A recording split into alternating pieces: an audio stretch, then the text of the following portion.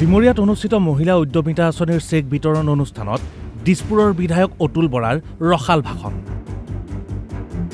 ৰসাল ভাষণৰ মাজত কিছু অঘটনো ঘটালে অতুল বৰাই। ৰাজ্যত চলি থকা উচ্ছেদ অভিযানৰ সমৰ্থন কৰিবলৈ গৈ পূৰ্বৰ ন্যায়াধীশৰ চৰিত্ৰক লৈ প্ৰশ্ন অতুল বৰাৰ। পূৰ্বৰ ন্যায়াধীশৰ চৰিত্ৰ বেয়া আছিল। পূৰ্বৰ ন্যায়াধীশে ভবা নাছিল জাতি মাটি ভেটিৰ কথা।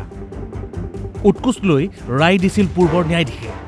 কিন্তু মই যেতিয়া পাটকটকৰ মন্ত্ৰী এবছৰৰ কাৰণে প্ৰফুল্ল মহোদয়ে মোক জোৰ জবস্তি দিছিল, তেতিয়া মই এটা কেঁচা লেট্ৰিন ভৰুত উচ্ছেদ কৰোঁতে হাইকোৰ্টে ষ্টে দিছিল। আগতে হাইকোৰ্টৰ জাষ্টিছৰ চৰিত্ৰ বেয়া আছিল, তেওঁলোকৰ এতিয়া চৰিত্ৰ সলনি হৈছে, এতিয়া ভাল হৈছে, স্বভাৱ ভাল হৈছে, জাতিৰ কাৰণে মাটিৰ কাৰণে ভেটিৰ কাৰণে কামবিলাক কৰিছে। আগতে নকৰিছিল নহয়।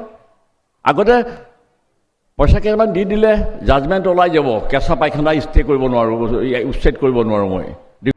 মুখ্যমন্ত্ৰী হিমন্ত বিশ্ব শৰ্মাক প্ৰশংসা কৰিবলৈ গৈ বিধায়ক অতুল বৰাৰ মন্তব্য।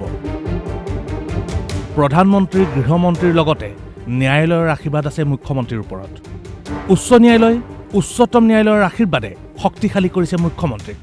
আজি চিফ মিনিষ্টাৰৰ আশীৰ্বাদ নৰেন্দ্ৰ মোদীৰ আছে, হোম মিনিষ্টাৰো আছে, আৰু হাইকোৰ্টৰো আছে, সুপ্ৰিম কোৰ্টৰো আছে।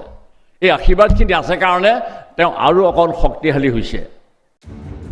নতুন সমষ্টি ডিমৰীয়াৰ ৰাজনীতিক লৈ অতুল বৰাৰ মন্তব্য। জাগিৰোড এৰি ডিমৰীয়াত নিৰ্বাচন নেখেলে মন্ত্ৰী পীযুষ হাজৰিকাই। ছেমি কণ্ডাক্টৰ হোৱা বাবেই জাগিৰোড নেৰে পীযুষ হাজৰিকাই।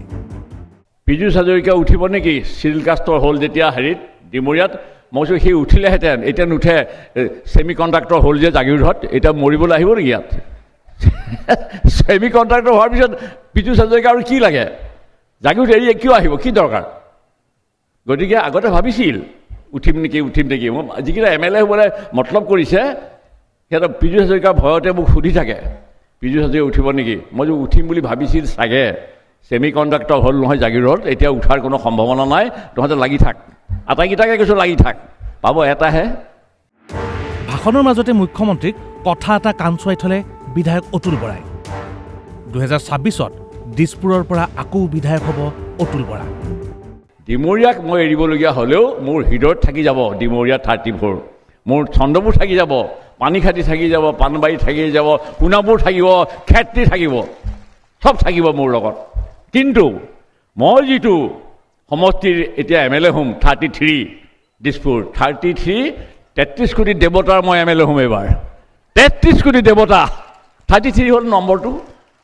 কথাবোৰ কৈ থাকোঁতে হঠাৎ যেন কিবা বুজি পালে, সেয়ে আৰু অঘটন নঘটাওঁ বুলি ভাষণ সামৰিলে দিছপুৰৰ বিধায়কজনে। থেংক ইউ ভেৰি মাছ। আৰু কথা থাকিলেও মই কৈ থাকিব নোৱাৰোঁ, কাৰণ এইবিলাক কথা কৈ থাকিলে মানে অঘটন ঘটিব, মিটিংখনো বেয়া লগা হ'ব, মানুহবিলাকে বেছি সময় দীঘলীয়া ভাষণ দিলে ভালো নাপাব। কেমেৰা পাৰ্চন বিমল দাসৰ সৈতে কন্দৰ্প কলিতা আৰু সুভানা চৌধুৰী, DY365।